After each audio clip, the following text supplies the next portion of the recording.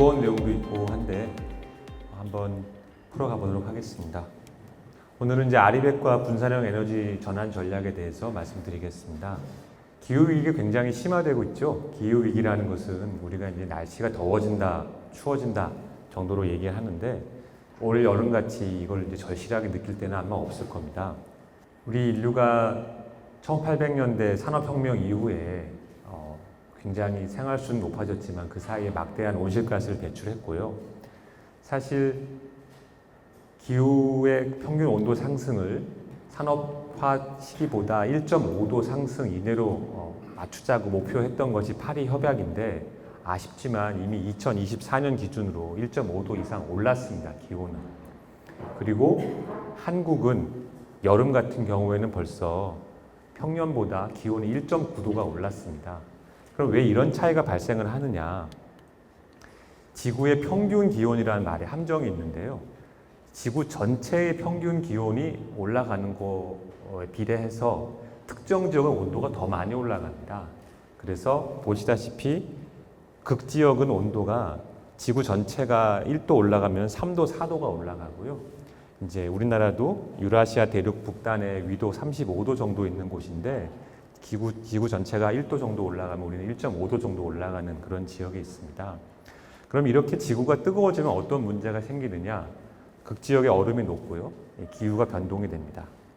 우리가 1.5도 상승 혹은 2도 상승으로 막아보자라고 국제협약을 맺고 운동을 하고 노력을 하고 있지만 현재 상황은 매우 암울합니다. 과학자들이 5가지의 시나리오를 만들었습니다. 가장 위에 있는 그래프는 우리가 지금처럼 석탄 쓰고 석유 쓰고 가스 쓰고 그냥 옛날 하던 대로 하면 어떻게 되느냐가 이 첫 번째 그래프고요. 그 다음에 제일 밑에 있는 이 그래프는 탄소 중립 목표를 위해서 우리가 모든 것을 바꾸고 에너지 시스템을 바꾸고 삶을 바꾸면 이렇게 된다. 이제 맨 마지막 그래프를 보시면은 2050년이 돼도 배출량이 0이 되지는 않죠. 넷 제로라는 거는 아주 일부는 어쩔 수 없이 온실가스를 배출하는 겁니다. 예를 들어서 비행기는 현재 기술로는 장거리 비행기는 석유밖에 쓸 수가 없기 때문에 그런 상황에서 파리 협약이나 우리가 말하는 탄소 중립 넷제로 아리백 이런 모든 운동들은 이 밑에 그래프를 목표로 하고는 있으나 현실은 어떻느냐? 현실은 사실은 오늘 여기 참석하신 분 중에 나는 오늘 전기차를 타고 전기만 썼고 화석연료는 한 방울도 안 썼다. 손 들어주세요. 네, 아무도 없죠. 그리고 제가 하나 아쉬운 거는 이런 행사 올 때만 느끼는 건데 이런 행사에서도 우리는 항상 일회용 보틀로 물을 마십니다. 이 일회용 용기도 다 석유를 써요. 그러니까 우리는 석유에 아직도 많이 의존하고 있고 벗어나지 못하고 있고 이렇게 가면 어떻게 되느냐? 이 가운데 그래프의 가능성이 높습니다. 이러면은 3도에서 4도 정도 지구 평균 기온이 올라갈 겁니다.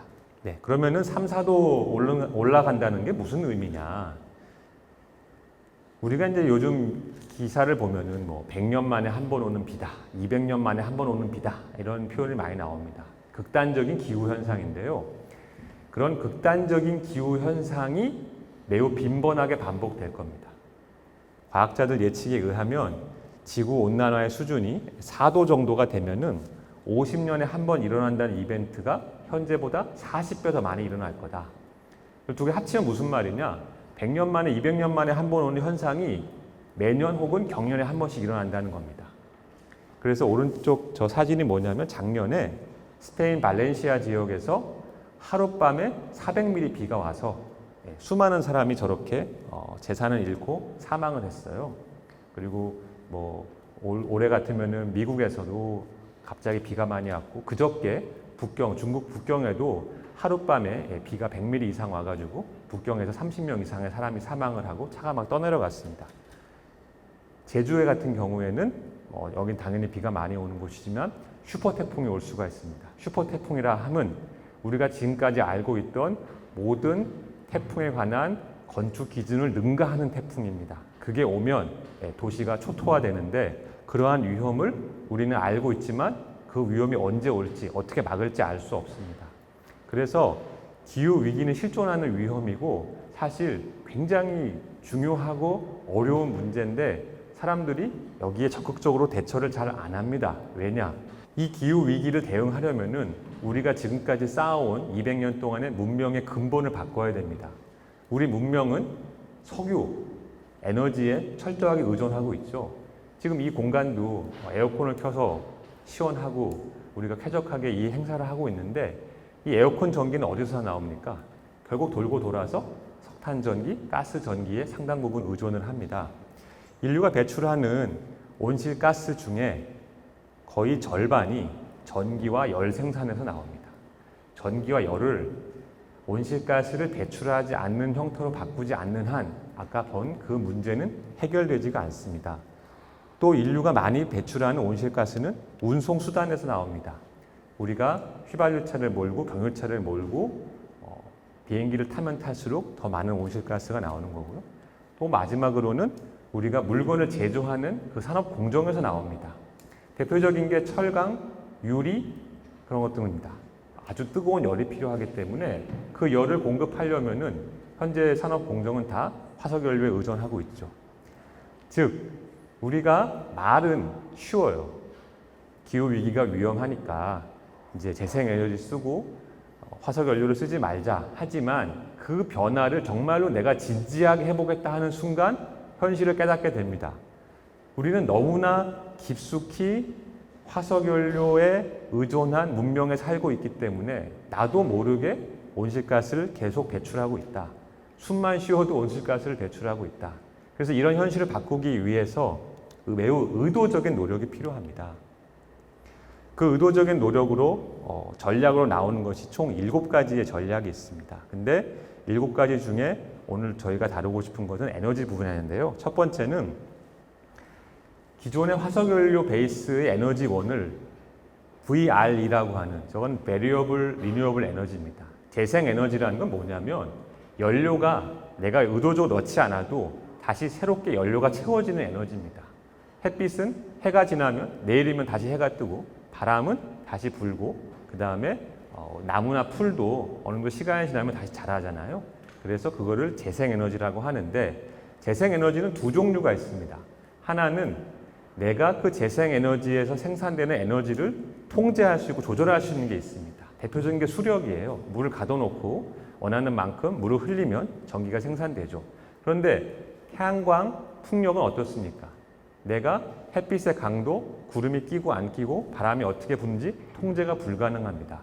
그래서 VRE, 풍력과 태양광의 위주의 에너지 시스템으로 바꾸게 되면 우리가 기존에 써왔던 에너지 시스템에서 발전기만 바꾸는 게 아니고 시스템 전체를 다 바꿔야 됩니다. 석탄 발전기, 가스 발전기는 내가 원할 때 켜고 끄면 되는데 태양광과 풍력은 그게 불가능하죠. 그래서 이것을 VRE를 보조하기 위해서 DCE라는 게 붙는데 DCE는 뭐냐면 Dispatchable Clean Energy입니다. 저것은 재생에너지와는 약간 달라요. 수력, 원전, 바이오는 앞에 본 풍력, 태양광만큼 환경에 친화적인 건 아닙니다. 수력을 하면은 많은 이제 그 호수가 생기고 유역이 훼손되고요. 원전은 이 핵폐기물에 대한 이슈가 항상 있는 거고, 바이오 연료를 많이 쓰게 되면은 농작물과 농업에 영향을 주게 되죠. 하지만 저거는 출력을 조절할 수가 있어요. 그래서 VRE와 DCE가 같이 들어갑니다. 그래서 에너지를 생산하는 저 원천을 바꾸고 그 다음에 우리가 가급적 많은 분야에서 전기를 써야 됩니다. 대표적인 게 전기차. 내가 휘발유로 차를 몰다가 전기로 차를 바꾸면 앞에 두 군데에서 생산한 전기를 가지고 온실가스를 줄일 수가 있는 그런 원리입니다. 그래서 최근에는 10년 전만 해도 이 VRE 중에 풍력, 태양광 그 외 여러 가지 기술들이 있었으나 지금은 압도적으로 태양광의 어떤 가격 경쟁력과 향후의 발전 가능성이 높다라는 것이 정설입니다. 그래서 현재 인류의 에너지 시스템은 1880년부터 계속 발전하면서 석탄 위주와 전통적인 이 땔감 위주로 오다가 점점 에너지를 많이 쓰게 됐죠. 사실 우리가 하나 확실한 것은 인류가 날이 가면 갈수록 에너지를 많이 씁니다. 우리가 10년 전에는 해외여행을 한 번 갔다가 지금은 2번 가는 거고 미래에는 3번, 4번 가기를 원하잖아요. 그런 행동을 할 때마다 에너지를 많이 쓰게 됩니다. 내가 지금은 뭐 2000cc 자동차를 몰고 있지만 한 5년 후에는 더 큰 자동차, 더 빠른 자동차, 더 좋은 차를 몰고 싶죠. 그건 사람의 기본적인 욕구이기 때문에 그것을 억제할 수는 없어요. 그래서 에너지 전환을 하면서 동시에 사용량이 늘어나는데 그것을 얼마나 경제적으로 온실가스를 배출하지 않고 맞출 수 있느냐가 관건입니다. 그래서 미래에는 그 남는 태양광과 풍력을 이용해서 화석연료를 대체하는 P2X 이런 것들이 주류 에너지원이 될 것으로 예상이 되는데 저렇게 가는 것은 절대 자연스럽게 일어나질 않습니다. 왜 그럴까요? 만약에 여러분이 상상해 보십시오. 내 재산을 지금 80%를 아파트에 투자했는데 갑자기 정부가 우리 30년 후에는 아파트 아무도 안 살 거고 다 주택 살 거야 하면 어떻게 됩니까? 그 정부에 여러분 투표하시겠어요? 안 하겠죠. 지금 인류는 화석연료 인프라 시스템에 몇십조 달러를 투자했어요. 그 화석연료 기업이 내는 배당금 먹고 사는 사람도 전 세계에 수천만 명입니다. 그 사람들 입장에서 이건 재앙에 가까운 이야기예요. 내가 화석연료로 먹고 살고 있는데 내 먹거리를 뺏겠다고? 말이 돼? 기후위기? 그건 나 모르겠어. 이게 현실이에요. 그래서 기후위기에 대응을 하고 에너지 전환을 하려면 무엇을 해야 되느냐? 현실적인 상황에서 타협을 해야 됩니다. 아무리 내가 에너지 전환을 위해서 기후위기 대응을 위해서 노력해야 된다고 목소리를 높여도 첫 번째 현실은 화석연료를 우리가 쓸 수밖에 없다. 오늘 당장은. 두 번째는 기존의 화석연료 체제에서 편익을 보는 사람 분명히 있기 때문에 그들을 설득하고 가려면 새롭게 바뀐 에너지 시스템이 여러 가지 문제를 해결할 수 있고 그들의 경제적인 문제도 크게 건드리지 않는다라는 그런 절차와 타협이 필요합니다. 그래서 시간이 걸려요. 에너지 전환은 우리가 생각한 것보다는 빨리 안 됩니다. 여러 가지 그런 이유가 있습니다. 그래서 그동안 많은 사람들이 이 재생에너지를 어떻게 개발해서 확산시킬 수 있을까? 옛날에는 많이 비쌌어요. 재생에너지가. 그런데 많은 사람들의 노력과 확산과 보급에 의해서 특히 태양광 같은 경우에는 지난 14년, 15년 동안에 설치 비용이 85% 줄었습니다. 옛날에 1,000원짜리가 지금 150원 된 거예요. 그래서 전 세계 많은 지역에서 태양광 그리고 ESS를 붙여서 배터리를 붙여서 두 개를 설치했을 때 그것이 새로운 석탄 발전소, 가스 발전소보다 더 싼 전기를 생산하는 시대가 왔습니다.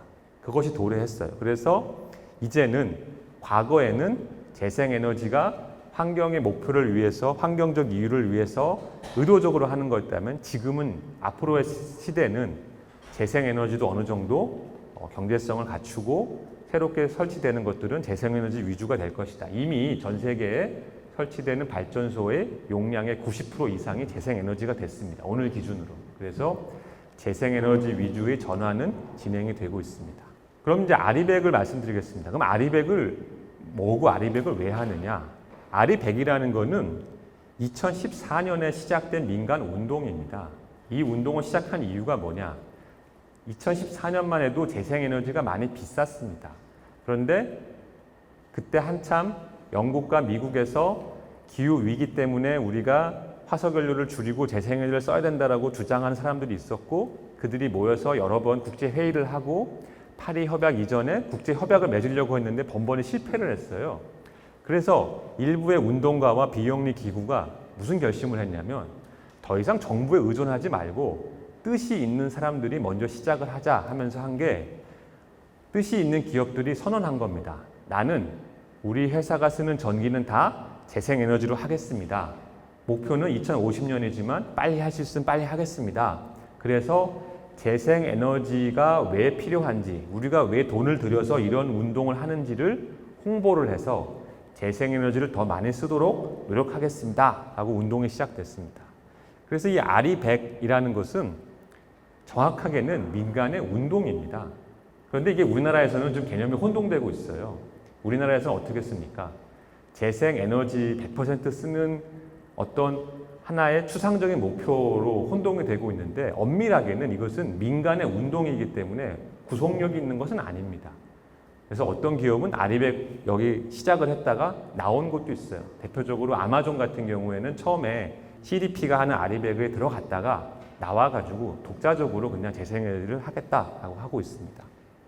현재는 이 글로벌 아리백에 459개 회사가 가입돼 있고요. 우리나라는 36개가 회사가 가입돼 있고, 이건 원한다고 다 들어갈 수 있는 게 아닙니다. 세계적으로 이름 있는 회사만 들어갈 수 있어요. 왜냐? 이건 상징적인 운동이니까. 그런데 저 아리백이 우리나라에게 중요한 의미를 가진 것은 2020년부터입니다.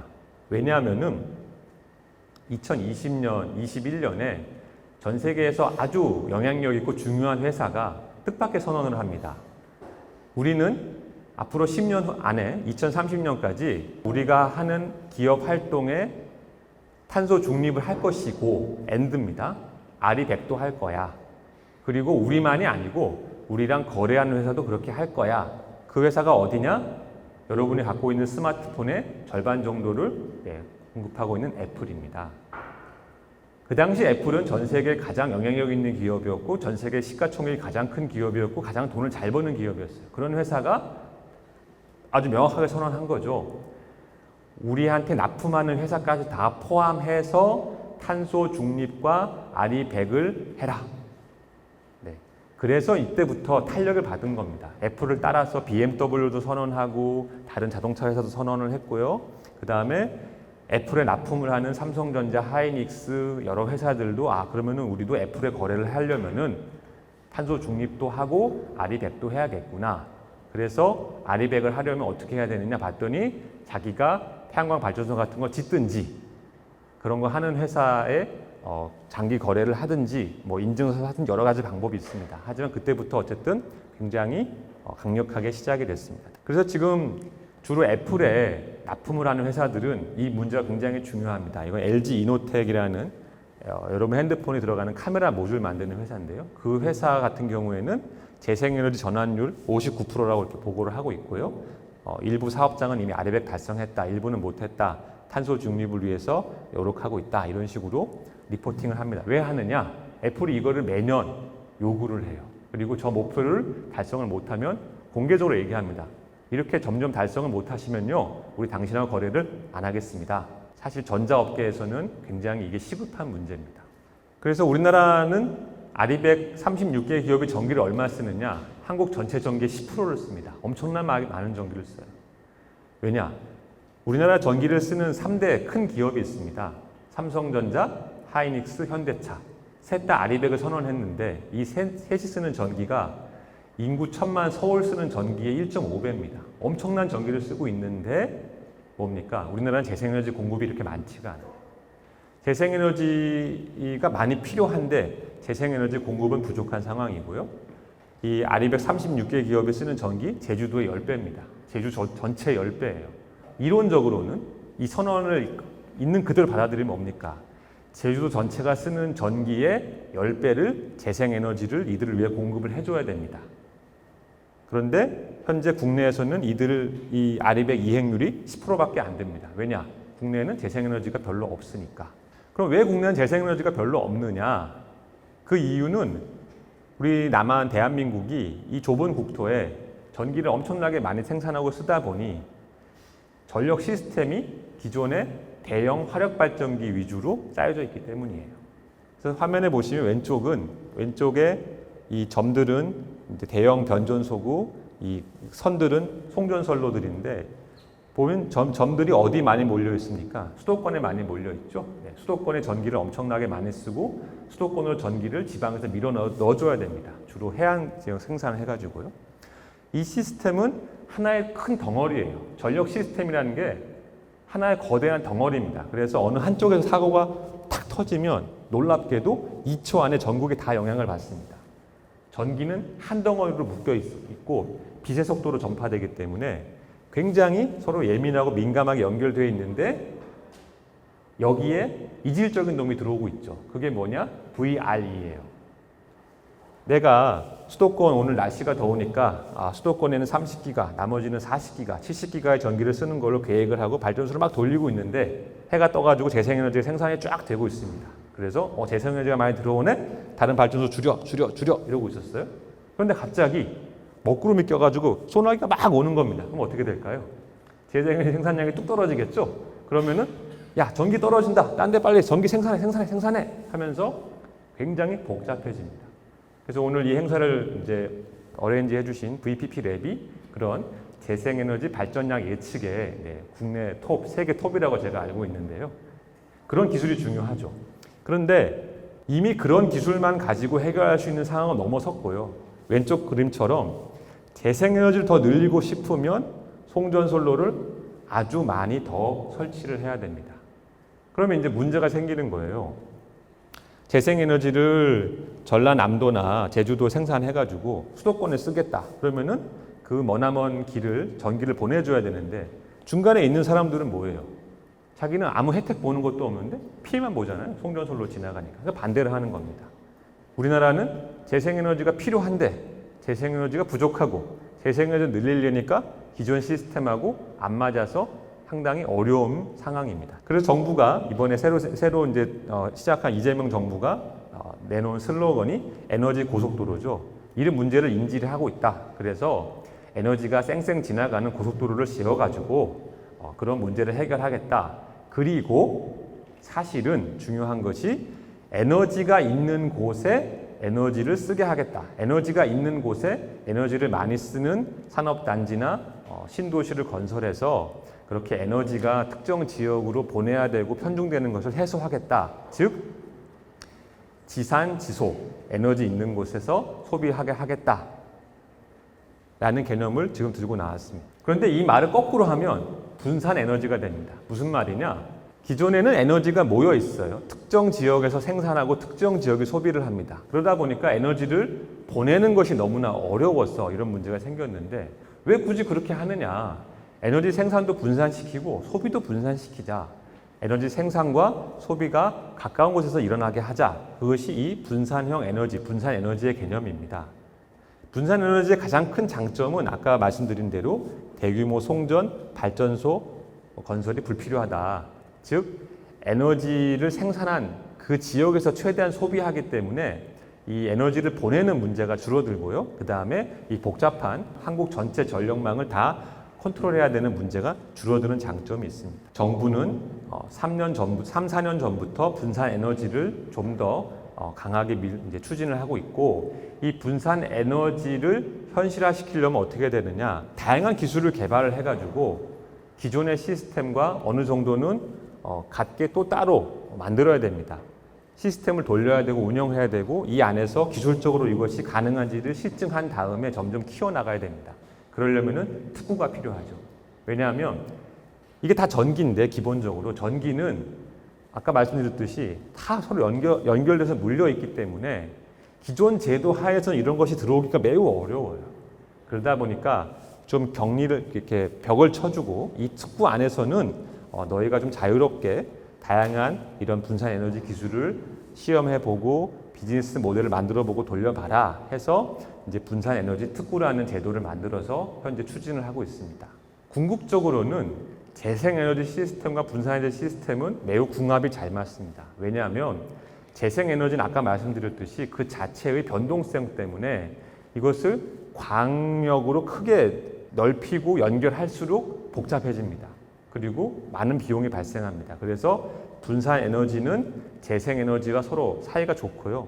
이 두 개가 같이 가면 갈수록 시너지가 나게 되어 있습니다. 그런데 문제는 뭐냐?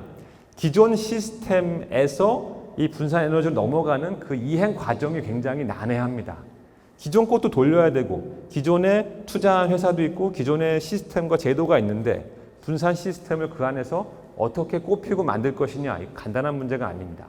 그래서 필요한 것이 모델 케이스고 특구인데 제주도는 그것을 하기에 아주 좋은 여건을 갖고 있어요. 왜냐하면 여기는 본토와 어느 정도 분리된 하나의 독자적인 구역이기 때문에 그래서 정부는 궁극적으로는 제주도를 한국의 미래 에너지 시스템의 모델 케이스이자 미래 분산 에너지 시스템의 모델 케이스로 키우고 싶어 하고 노력 중입니다. 그래서 이 분산 에너지와 아리백은 밀접한 관계가 있습니다. 왜냐하면 아리백이라는 그 이행을 위해서 저 기업들은 돈을 쓸 용의가 있습니다. 내가 이걸 하기로 선언을 했고 사실은 해야 되니까 내가 이걸 해야만 물건을 팔 수 있고 브랜드 가치 유지할 수 있으니까 내가 돈을 더 쓸게. 그런데 기존에는 내가 돈을 쓰고 싶어도 재생에너지 공급이 어렵네.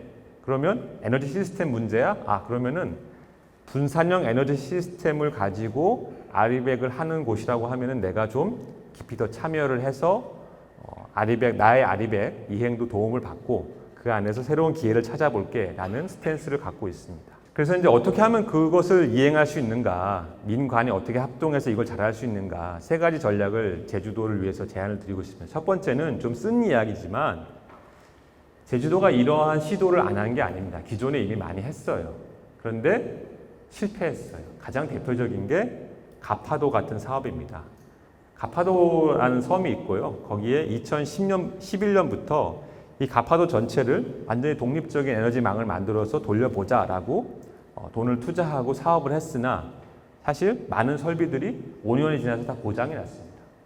그리고 가파도는 지금 현재 에너지 전력 사용량의 50% 이상을 디젤 발전기로 공급을 하고 있어요.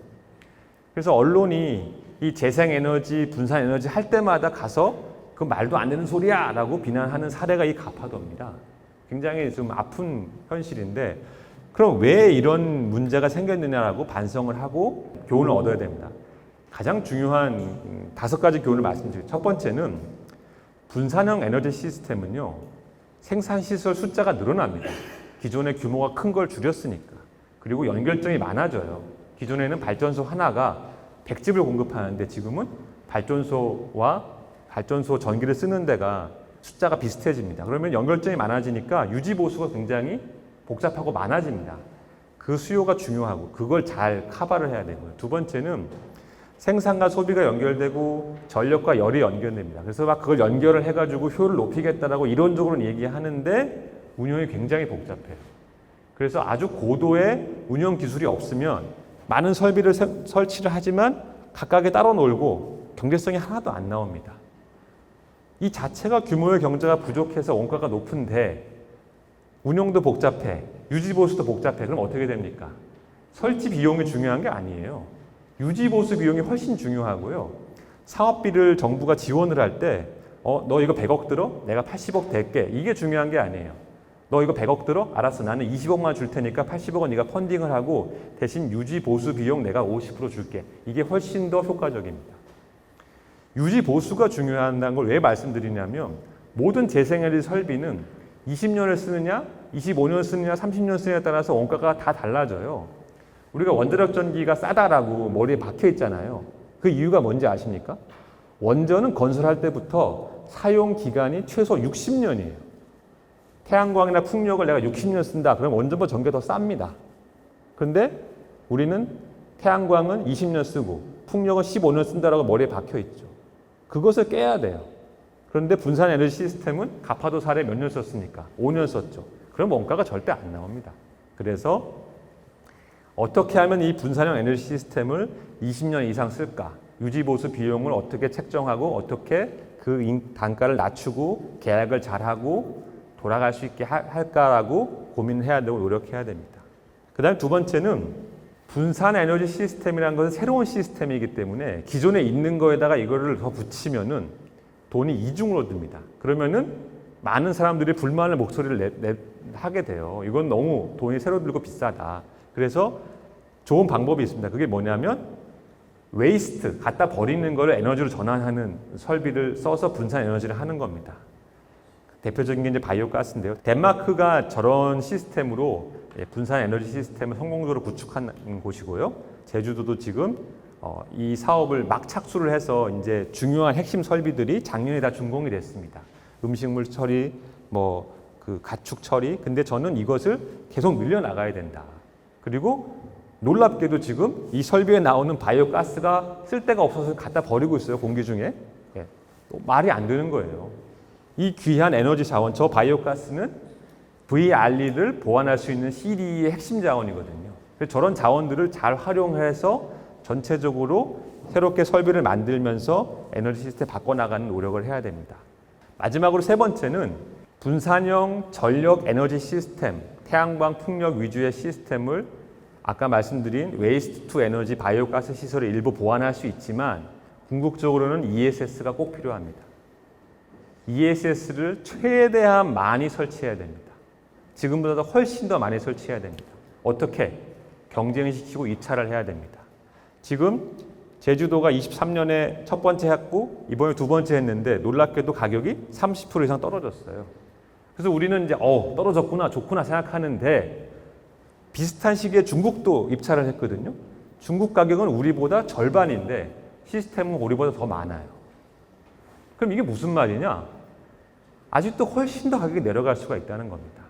더 싸고 더 좋은 ESS는 계속 나옵니다. 그래서 더 많이 보급을 하고 확대해야 되고요. 정리하면 첫 번째, 분산 시스템의 유지 보수 비용을 감안해서 규정을 만들고 사업을 세팅하자. 두 번째, 웨이스트 에너지를 적극적으로 활용하자. 세 번째, ESS를 적극적으로 보급하자.